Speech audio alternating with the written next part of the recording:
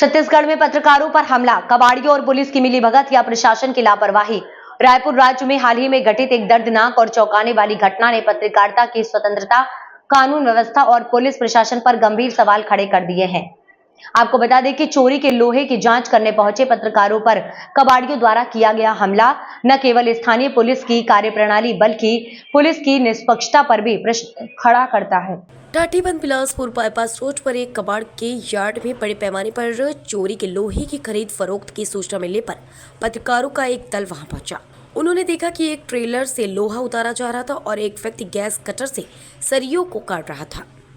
पत्रकारों ने इस गतिविधि का वीडियो बनाना शुरू किया, लेकिन तभी यार्ड में कर्मचारियों ने देख लिया और उन पर हमला बोल दिया। एक महिला पत्रकार सहित सभी पत्रकारों के साथ मारपीट की गई, उनके मोबाइल फोन छीन लिए गए और उन्हें जान से मारने की धमकी भी दी गई। पुलिस का संदिग्ध रवैया। घटना के बाद जब पत्रकार अपनी शिकायत लेकर उरला थाने पहुंचे तो उन्हें न्याय के बजाय निराशा हाथ लगी। थाने के प्रभारी अधिकारी ने एफआईआर दर्ज करने के बजाय पत्रकारों को कबाड़ियों से समझौता करने की सलाह दी। इस रवैये से पुलिस की निष्पक्षता और उनकी नीयत पर बड़ा सवाल खड़ा कर दिया है। क्या पुलिस प्रशासन कबाड़ियों के साथ मिली हुई है या केवल प्रशासन की लापरवाही है? समस्या की जड़ में क्या है? यह घटना कोई अकेली घटना नहीं है। छत्तीसगढ़ के कई हिस्सों में कबाड़ियों द्वारा चोरी का माल खुलेआम खरीदा और बेचा जाता है। इस व्यवस्था में सबसे अधिक नुकसान मीडिया और समाज के उन नागरिकों का होता है जो सच्चाई उजागर करने का प्रयास करते हैं। राजनीतिक प्रतिक्रियाएं और कार्यवाही की मांग। इस हमले के बाद पत्रकारों ने वरिष्ठ पुलिस अधीक्षक को मामले की शिकायत दी है और मामले की निष्पक्ष जांच की मांग की है। कांग्रेस के बड़े नेताओं जिनमें पीसीसी प्रमुख दीपक बैज और पूर्व मंत्री सत्यनारायण शर्मा शामिल है, इस घटना की कड़ी निंदा की है। पूरे प्रदेश की नजर प्रशासन की ओर है, जो इस मामले में आगे क्या कार्रवाई करता है यह देखना बाकी है।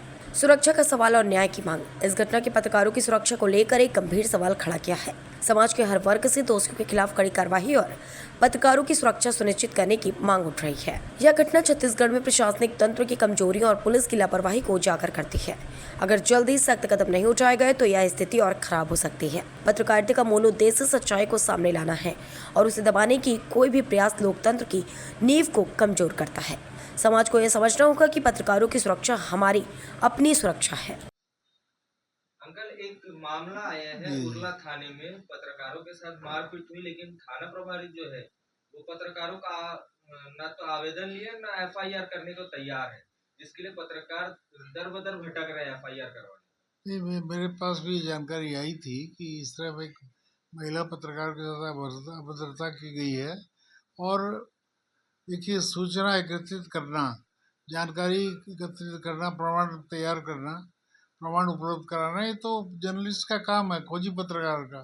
खोजी पत्रकार सारी बातों को ढूंढता है, खोजता है और सरकार के ध्यान में लाता है, सही रास्ते पर सब काम करें। ये दुर्भाग्य की बात है कि टीआई एफआईआर दर्ज नहीं कर रहा है। वैसे भी महिला पत्रकार के साथ ऐसा होना नहीं चाहिए और किसी भी पत्रकार के साथ नहीं होना चाहिए। आईजी साहब को पत्रकार लोग मिले और मिलकर उनके ध्यान में लाए, बहुत गलत बात है। पत्रकारों की तो शिकायत पर तुरंत कार्रवाई होती है। पत्रकारों के विरुद्ध अगर कोई शिकायत है तो आईजी लेवल का अधिकारी जांच करता है। ये नियम है शासन के। लेकिन इस तरह से कबाड़ियों का धंधा करने वाले लोग गुंडागर्दी करेंगे, मारपीट करेंगे और खुलेआम ये कहेंगे पुलिस को पैसा देते हैं। किस किस को पैसा देते हैं इसकी जानकारी देंगे, जो कुछ करना हो कर लो। तो ये दुर्भाग्यजनक बातें नहीं होना चाहिए।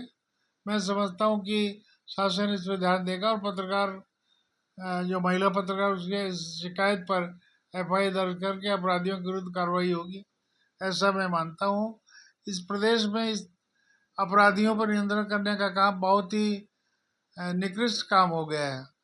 रोज मर्डर हो रहे हैं, रोज चाकूबाजी हो रही है, रोज छिनताई हो रही है, रोज चोरियां हो रही है, लेकिन कोई नियंत्रण नहीं है। पता नहीं क्या हो गया, सरकार कैसे चल रही है, कौन चला रहा है।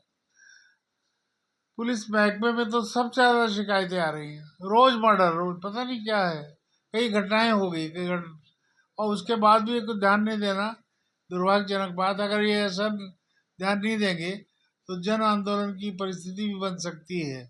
इसलिए राज्य सरकार को और महकमे के अधिकारियों को चाहिए इस पर तुरंत नियंत्रण करें और सही कार्रवाई कराएं, अन्यथा विस्फोटक स्थिति भी हो सकती है इससे सावधान रहने की जरूरत है। मैं इतना ही कहना चाहूँगा।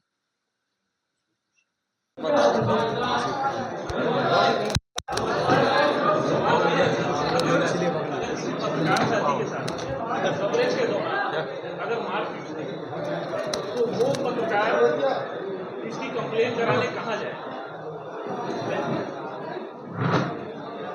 गंभीर सवाल है, बड़ा सवाल है।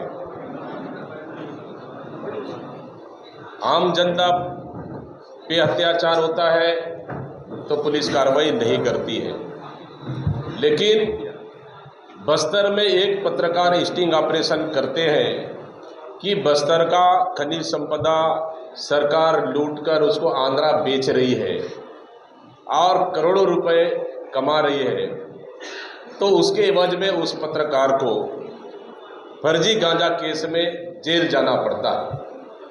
क्या यही राम राज्य है? क्या यही विष्णु का सुशासन है? सेम अगर आप लोग के साथ अगर यही हालत है, मैं समझता हूँ कि बिल्कुल भी गलत है।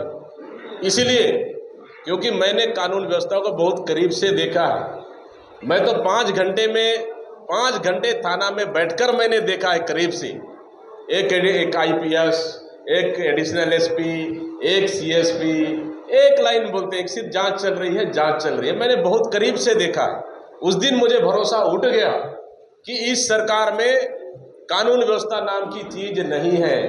इस सरकार में FIR करने के लिए संघर्ष करना पड़ता है। इस सरकार में FIR करने के लिए गृह मंत्री को और सीएम हाउस में पूछना पड़ता है। ये धारा लगाने के लिए गृह मंत्री और सीएम हाउस में पूछना पड़ता है। FIR करे नहीं करे, धारा कौन सा लगाए। सेम स्थिति आपका भी है। अगर एक पत्रकार अगर आपसे संबंधित है, अगर किसी मामले को अगर गलत कहता है, अगर वीडियो बना के अगर सोशल मीडिया में डालता है, उनके ऊपर जानलेवा होता है, उनके ऊपर मारपीट होती है, आवेदन थाना में देते हैं, लेकिन उसको दबाव बनाया जाता है कि इसको वापस ले लो, समझौता कर लो। मतलब कानून व्यवस्था कितनी लचर बन चुकी है, ये मुझसे ज़्यादा बेहतर कोई नहीं जान सकता। इस मामले को सरकार को तत्काल संज्ञान में लेना चाहिए और पुलिस प्रशासन को तत्काल संज्ञान में लेना चाहिए, चाहे मामला पत्रकार का हो या मामला आम नागरिक का हो। उनके साथ गलत हुआ है, मारपीट हुआ है, CCTV फुटेज होगा, तो अगर मुलायजा हुआ होगा तो उस पर तत्काल संज्ञान लेकर उसके FIR दर्ज होना चाहिए, ताकि कानून के ऊपर कम से कम जनता का भरोसा बरकरार बने रहे। लेकिन सरकार जिस तरह से ये दबाने का, डराने का और समझौता कराने का काम कर रही है, मैं समझता हूँ कि सरकार और जनता और सरकार और ये जो दलालों के बीच में कई ब्रोकर का काम तो नहीं कर रही है, इसलिए इस मामला में संज्ञान लेकर तत्काल कार्रवाई करनी चाहिए, FIR करनी चाहिए।